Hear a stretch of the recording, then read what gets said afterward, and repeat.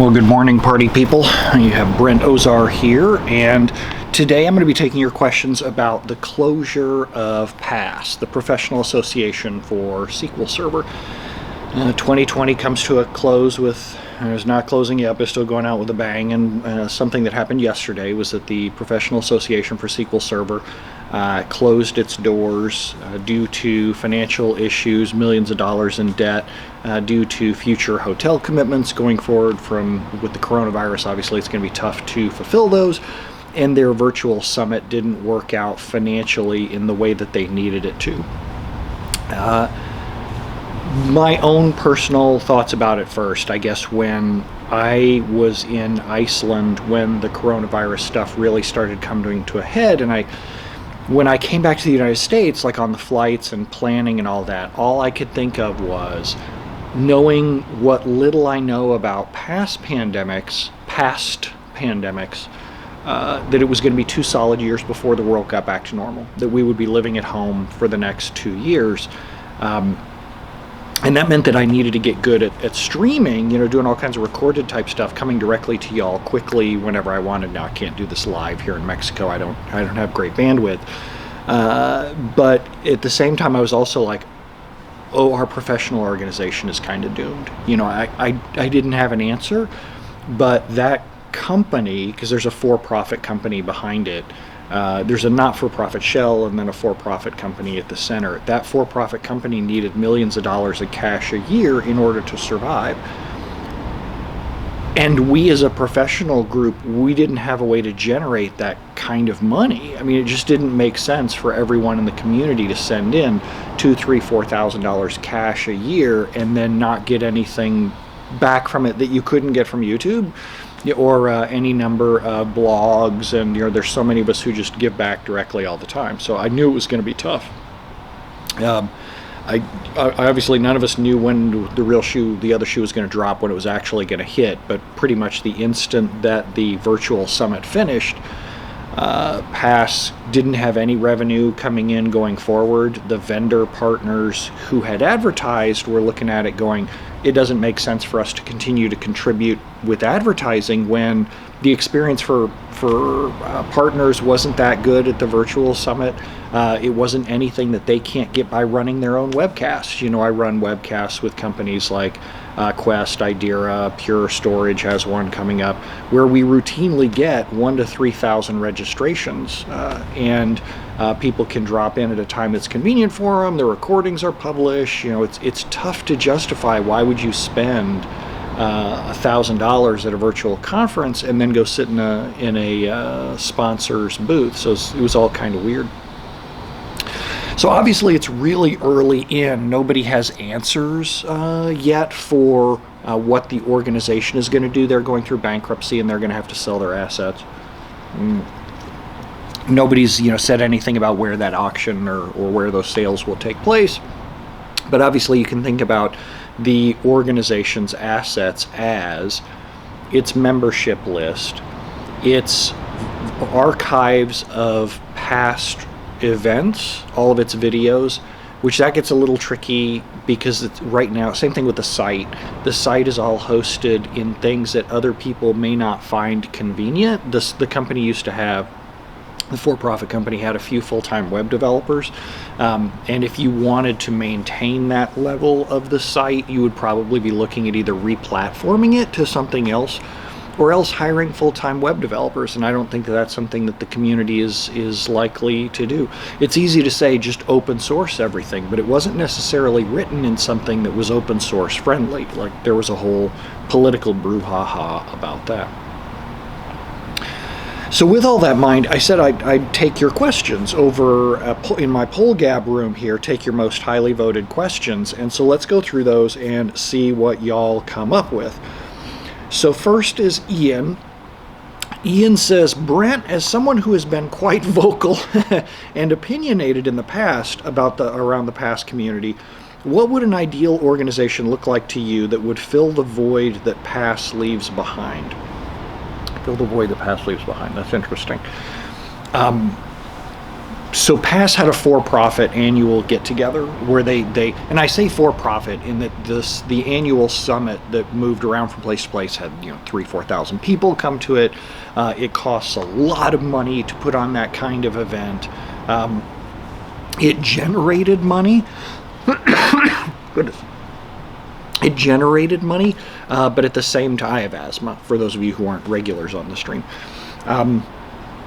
It generated money, but at the same time, it cost a ton of money to put on. The space of an in-person physical event will take years to hydrate back up again.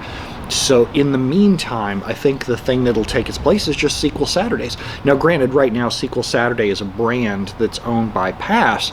That's just a brand, and we as a community, we built SQL Saturday from the ground up. I say we, Steve Jones, Andy Warren, Brian Knight, built SQL Saturday up from the ground up. We can do something like that again. That's not impossible. The thing that I think should spring from the void should be closer to what Postgres has.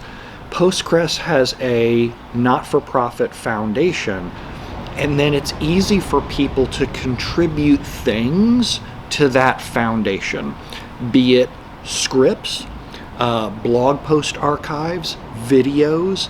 It's easier to contribute things to a true not-for-profit organization from the ground up that isn't built trying to somehow feed a multi-million-dollar a year for-profit beast. So I think that the what we'll end up having is, in the short term, we're going to have a whole bunch of people do free events, because we always have. People will, there's Data Weekender, Group Buy, all these things, spring up all the time.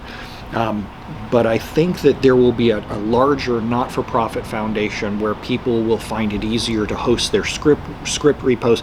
I was always kind of like looking back, if PASS is really community, how come nobody's doing open source under it? How come there's not a real blog directory? There's just like a site with a list of blogs where anybody could put in.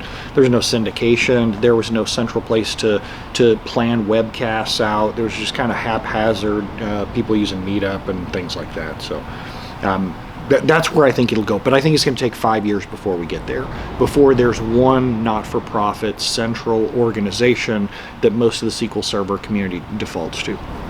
Kind of like how we have Slack today, that we have the SQL Server community Slack, and there are thousands of people in it talking all the time. There's SQL help on Twitter. There's all kinds of decentralized stuff. Yeah. There's probably my answer there. I think the ideal organization is a not-for-profit where umbrella that a lot of the community members can work under.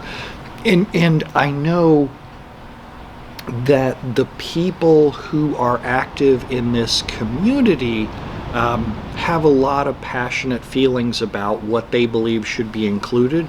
For example, I know with Andy Mallon, it's important to him that diversity and inclusivity are built in from the ground up, that we don't turn it into the cliques that PASS used to be, where people had to, you're not on my team. I don't want you on my team.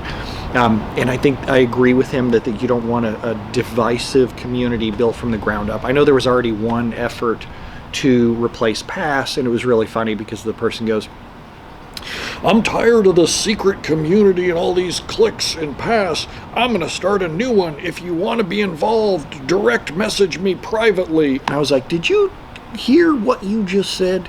Did you not just connect those two? You're doing the same.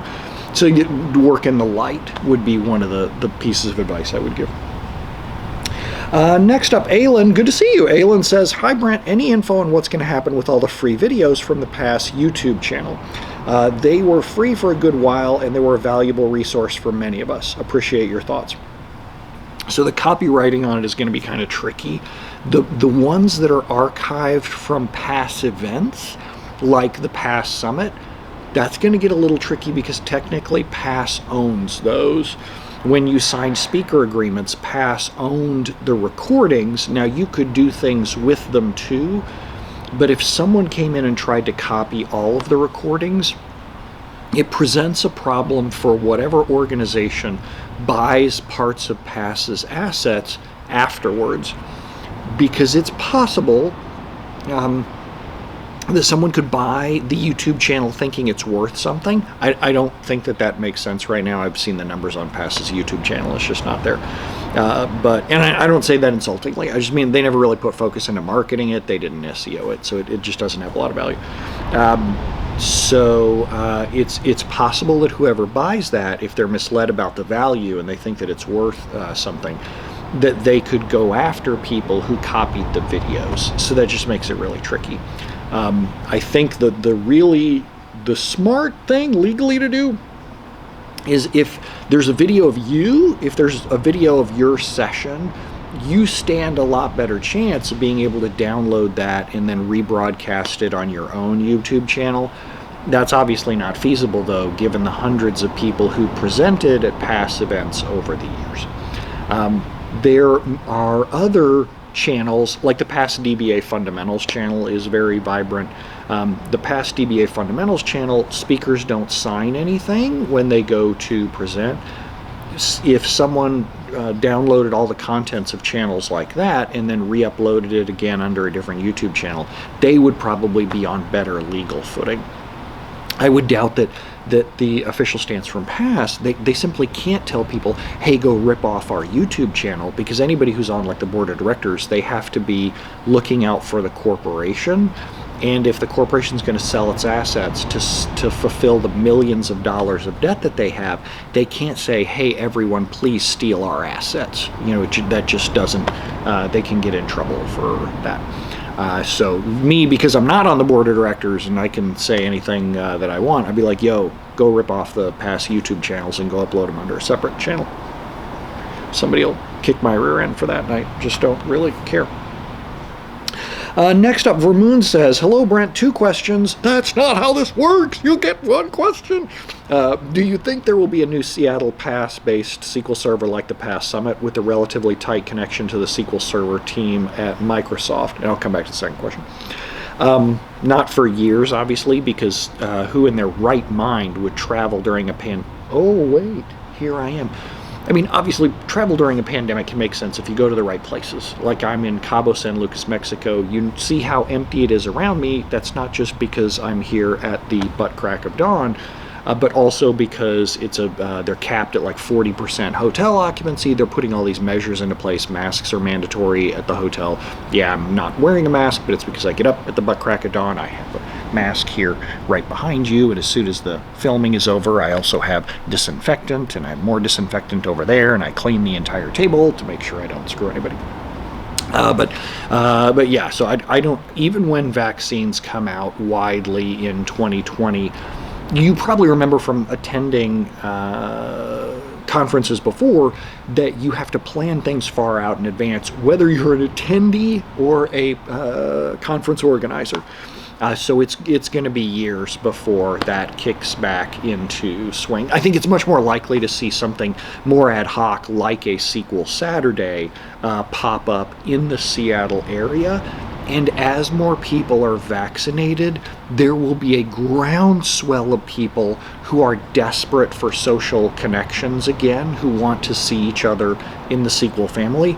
And I think that if like say in the 3rd or 4th quarter of 2021, if a majority of people were vaccinated, which is still a total dice roll, if a majority of people were vaccinated and someone announced a casual SQL Saturday with like no planning, it would be packed. Me personally, I'm not going to do any in-person get-togethers during 2020, whether I'm vaccinated or not, just because with the vaccine, it still hasn't been proven that you don't carry it, that you're just not suffering from the symptoms. You can still get infected. Your body's fighting it off for you because you built up antibodies. I don't need to be a scientist here.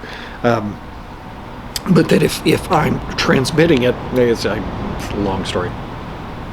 If I'm see, and here I go. Now I immediately want to go, well, say I have asthma, and plus I had cheese last night, so I'm full of mocos. If you're transmitting and carrying around, I would not want to be in person somewhere, transmit it and give it to someone else and have them go infect someone that they love. Like that's just not worth it to me. There's no amount of social connection that makes that worthwhile. So I'll hold off 2020 or 2021, I mean, for sure. I wouldn't even be surprised if we had challenges organizing one in 2022. Your second part of your question, what will be the future of SQL Saturday events?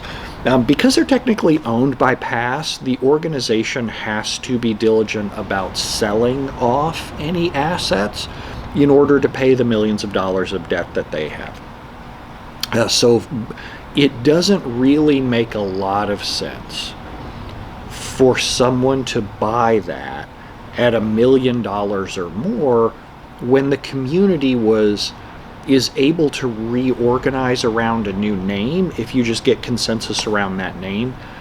There was a lot of love and positive feelings towards SQL Saturday, but I'll be honest, the website wasn't that great.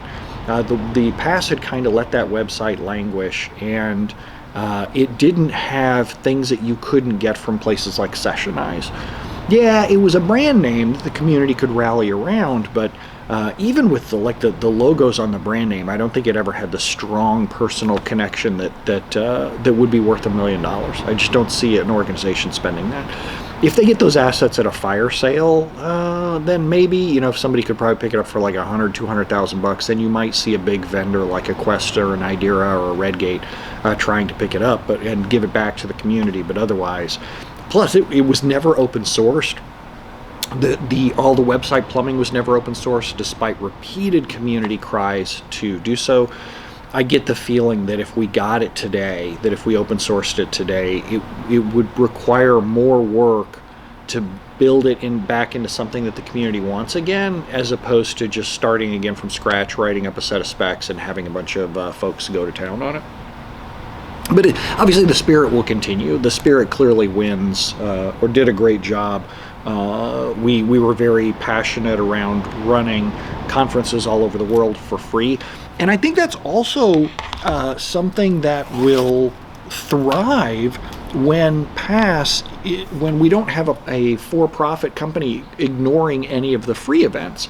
If you move over towards a more non-for-profit organization that understands the reason we're here is to connect, learn, and share with everyone, regardless of whether they have a big bank account or not, then I think it'll be very vibrant. Just the for-profit company just totally burned that to the ground. Alejandre says, do you think with a lot of the hype around Azure and a lot of changes with data, Pass could return in the future, or will we stay under Microsoft using events such as AWS reInvent that mix a lot of areas? So Microsoft will always run their own conferences. Build, Ignite, those kinds of conferences are big 20, 30,000 person sessions. That'll be years before those return to in-person events too. They're doing live online events now. The problem, you're asking about one subject matter versus a lot. Here's a problem that I have with big events like AWS reInvent, Build, and Ignite. Microsoft puts on the event, they pick the agenda. It has nothing to do with what the community wants. It has to do with what their marketing team wants. So that's why you see, as you said, all of the hype around Azure. Microsoft makes money from Azure. So that's why they're out there, Azure, Azure, Azure, Azure, everybody's going to Azure. What would you expect them to say? That's how they make their money. They want to get you up in Hotel California so that your data checks in and does not check out.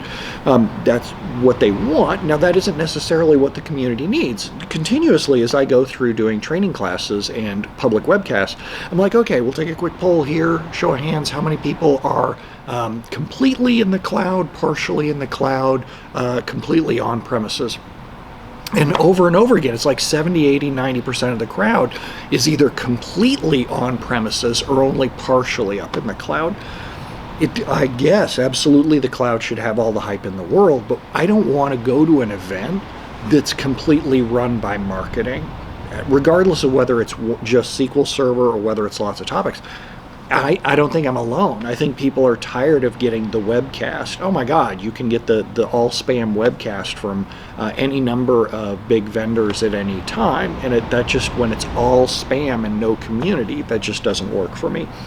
So I think that something like Pass will return in the future, because we already have Group Buy, Data Weekender, SQL Bits. There are all kinds of events that already happen virtually, organized by the community and with community speakers. Little Bobby Drop Table says, Hey Brent, I always felt PASS to be a scam because of the exorbitant fees that it charges for the annual event, while all the speakers are volunteers. And it goes on to say some other things. So it really does cost a lot of money to put on an in-person event.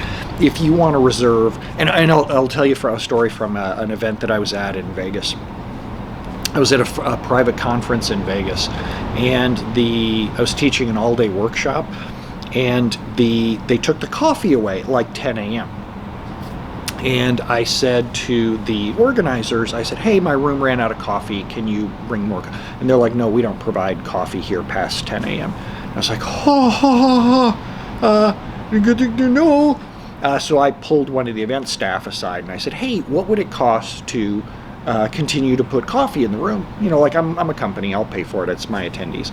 And they quoted me a number, and I don't remember what it was offhand, but it was somewhere in the range of $50 to $100 per gallon of coffee. And I get it. And I had a room with like 70, 80 people in it that I was doing this workshop for. So I'm running the numbers in my head, and I'm like, so if I wanted to run just this morning's coffee, they're like, oh, it'd be $3,000, $4,000. I'm like, oh. So the conference, real conference centers, so Seattle, Vegas, Houston, Miami, real conference centers charge an arm and a leg because everybody who works there is union. There's very specific rules. They're basically charging you exorbitant fees so that they can pay off the incredible infrastructure that they have there, the big nice rooms. Those rooms don't come for free. So were the fees exorbitant? Yes.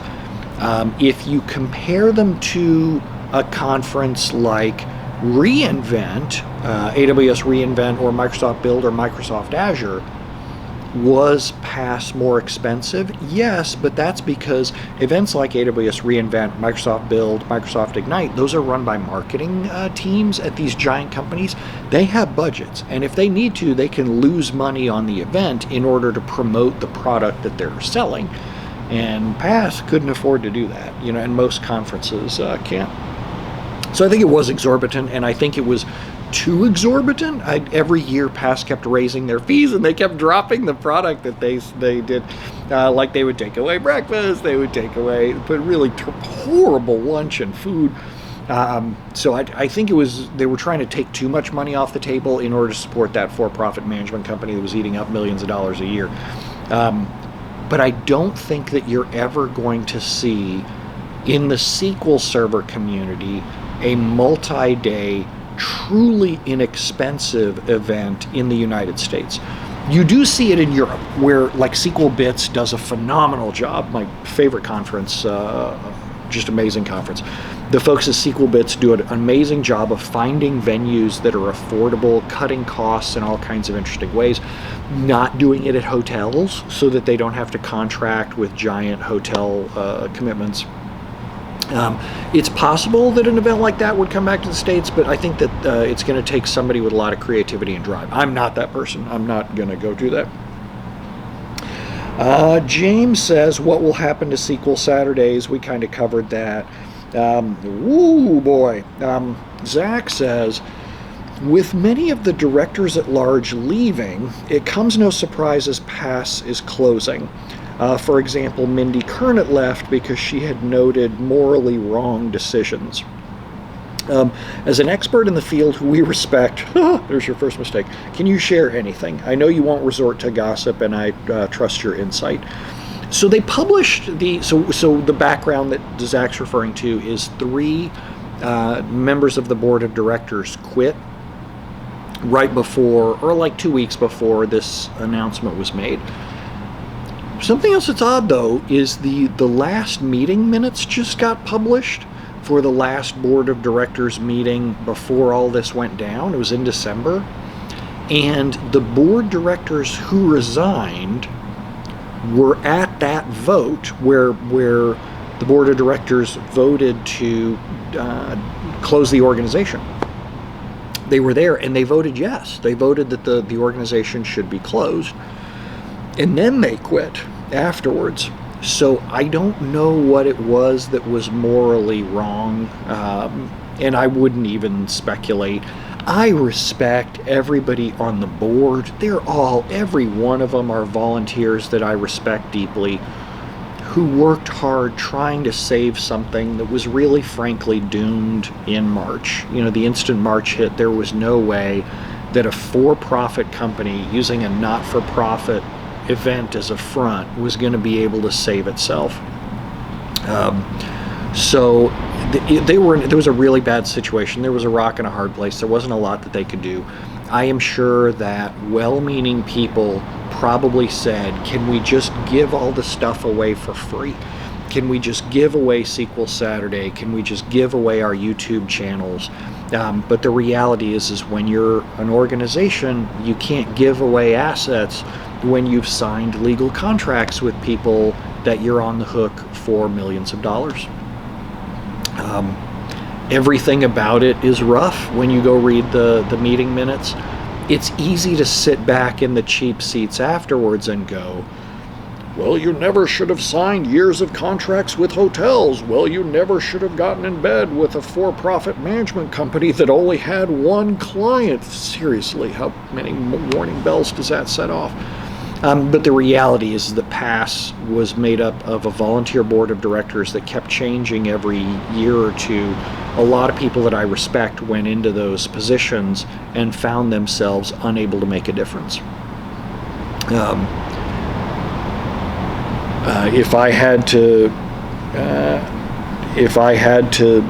say one thing, I would say that the for-profit management company really did themselves in. They're the ones who are at fault here because they insisted on taking this approach with an event where they were going to suck the community's money dry every year, taking millions of dollars from the community and giving back as little possible value as they practically could.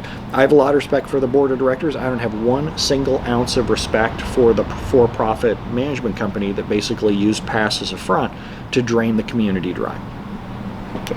And that's not gossip. I've said that same thing, and other community members have said that same thing for years.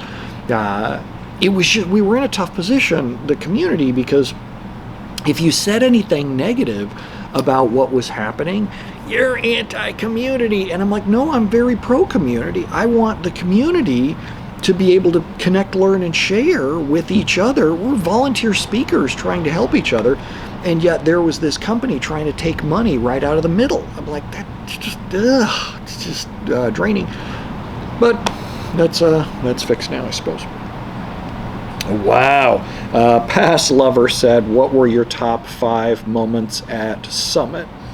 My first one, walking in Denver, I want to say in 2007. My first one, walking in and realizing that there were 3,000 other people there who did the same kind of work, not the same exact job description, but the same kind of work that I did. That was an amazing moment. The number 2 is probably all the past karaokes. We would do karaoke at this absolute dive bar, just total dive bar. And for years it was a very fun, casual, kind of off the books event. Like, you had to kind of be aware of it, and then naturally, as we tried to share the love with more folks, it turned into this big corporate manufactured kind of thing that wasn't quite as cool. But the initial small events were very fun. I had a whole lot of dinners there where I refused to, when I would go to conferences, I still take this same approach. I refused to set my schedule in advance. I want to be able to walk around and experience whatever happens to happen. And as it gets close to dinner time, I'll just go, whoever's standing next to me, I'm like, hey, you and you want to go to dinner? Let's go find, and there were a few places that I loved in Seattle. Just go grab whoever was standing next to me and we would go off somewhere. I don't like big dinners. I don't want to yell and try to understand 50 different people. I don't want to feel like I have to move from one plate to another, move from one group to another. I just like having a small table of like 5, 6, 7 people, and where you genuinely get to know and appreciate everybody who's inside there. Yeah, those were some of my favorite moments there. And the keynotes, the old good keynotes. So for a while there, Microsoft was bringing in like Dr. David DeWitt, Dr. Rima Naimi, were brilliant speakers, were doing very good technical presentations before the organization realized that they could sell the keynotes for tons of money to whatever spammer wanted to stand in front and just blast marketing crap. So, interesting. Ozar Simp says, if you were creating a pass replacement, what things would you keep from pass and what would you change? Things I would keep are obviously the community feeling, the group of people. And the wonderful thing is that the people will go to all kinds of different organizations. People will scatter and rebuild different organizations. I would keep a central directory, making it easier to find events that were happening either that you were interested in virtually or physically near you. I don't think PASS ever did a good job of that, but they tried. That you could sign up for information about events that were happening near you, or online webcasts. It was just that they were jamming spam down your throat. I several times I took board members aside and I said, look, here's an example of a mail I got. I've opted out of this. Here are my preferences. Here's the email you're sending me. I'm trying to get community training stuff. Send me when training events happen. But this, here's how to use corporate product X to solve. I'm like, no. I'm just not. I'm SQL Server. What are the, So that was a little frustrating. But I get it. The for-profit management company had to extract every dollar that they could, and so part of the way that they did that was they sold access to the mailing list. So I'm not going to miss that at all. What would I change is the for-profit management company that was just determined to sweep every dollar of the community's money off the table. Oof, it was gross. Eric says, I have access to multiple years of past Summit session recordings online, and I like to reference them from time to time. Me too. Will those still be accessible or made available elsewhere? So I've kind of alluded to the fact that if PASS has assets, they have to sell those assets, and they have to sell them kind of to the highest bidder. And so who knows who's going to end up with that or what they're going to do with them. What I bet is going to happen, and I say this without any knowledge because I haven't talked to any of these people, but let me tell you about this community that we have. It's not the SQL Server community, it's a different community. There's a community in tech that when a problem is presented, they love to show ways to use their tool to solve the problem. It doesn't really matter what the problem is. These people have the tool and they're just continuously on the lookout for places where they can go swing this tool. And they're trying to help. They're trying to make things better. Some of you have guessed by now that community is the PowerShell community. I would not be surprised at all if right now there was a discussion amongst PowerShell experts to figure out how to scrape the entire contents of the past recordings and dump them into files along with text metadata from the page that they were on. And dump all of those into a file share somewhere and then figure out what to do with them afterwards. Because by God, when there's a problem, the PowerShell people band together like some kind of superhero. The SQL Server community is strong, don't get me wrong. But the SQL Server community loves to talk. The PowerShell community, they love to act. They love to put things together and, well, if I take this here and I connect this dot here, and the next thing you know, there's a whole symphony of things happening that are orchestrated by volunteers. It's absolutely amazing. Could the SQL Server community learn a lot from that? No, I think it's a personality trait. It's like vegans or atheists. There's some kinds of people who just are desperate to tell you about the gospel of our Lord vegetables.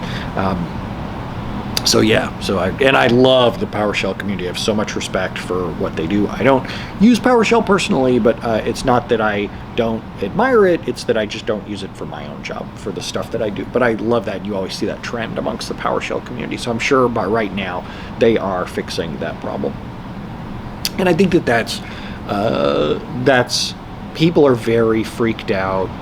You saw it on Twitter last night. People were very freaked out about what's going to happen. The only constant in tech is change. Things will change. There are times when things get worse. 2020 is a classic example of when things got worse. I personally think that 2021 is going to be terrible too. Just changing the calendar year doesn't mean anything. Still, most of us aren't vaccinated. We're stuck at home. The economy is really rough. The U.S. government just passed a stimulus package where people get like $600, and I can't even fathom how single parents are going to pay for housing and food for their kids. We have real problems as a community and a society, and those aren't getting better quickly in 2021. Things are going to continue to be bad for a while, but there is light at the end of the tunnel, and it's a fire. There's light at the end of the tunnel, and the community will grow stronger. Look, part of me is actually really glad that Pass was trying to get Microsoft to bail them out to the tune of like $3 million in cash. Part of me is really glad that Microsoft stepped back and said, no, you know what? This doesn't really make sense to put $3 million into here. When if you gave $3 million to the wider data community right now, even if you spread it amongst several organizations, they would probably do a much better job of reorganizing something from the ashes. I am personally not going to be involved in rebuilding anything like that from the ashes. I have to know what I'm good at and what I'm not good at. I'm really good at presenting concepts. I had to stop and think for a minute because I'm not very good at a lot of things, right? At presenting concepts, at communicating, at marketing concepts to people, to being a glue that brings groups of people together. Like I can introduce the right people and they can make things happen. I am not a leader. I am not a manager. I am not going to go design the next community because that's not what I'm good at. And if I did try to build a community like that, I would suck at it. The people that I would look to would be, for example, Chrissy Lemaire of the PowerShell community. She has a really good idea of what makes certain kinds of communities successful. She has been exposed to a lot of other kinds of community and has ideas on how to bring those kinds of things to life. She's one of the people, her and Rob Sewell, behind dbatools.io. So if you go to dbatools.io and look at the about, it's the team over there. The SQL Bits organizers. SQL Bits is, I don't believe, a not-for-profit. I believe they are for-profit, but and they don't. They take some of what the past Summit is, but they do it in a much more community-oriented way. I really respect the stuff that they do. I would watch their space. Blythe Morrow and the team at groupbuy.org. So I started GroupBuy a few years ago and then passed it over to Blythe and Daniel Hutmacher and Aaron Nelson to see what they do in that space. What Andy Mallon attaches his name to is a leader in the diversity and inclusivity space in the SQL Server community. So I think that there are a lot of people who are going to spark and restart something. Boy, I tell you what, the other thing that I would watch is local user groups. Oh, there are so many heroic people who have organized SQL Saturday and local user groups who know how to put things together. And those people didn't really lose anything. They still have their local user groups. They have their list of volunteers who put on their SQL Saturday. All they need is another brand name and a website, and they can strike that match and light something else on fire pretty quickly. I don't think we're really in that bad a shape. I think it's not as bad as people think it's going to be.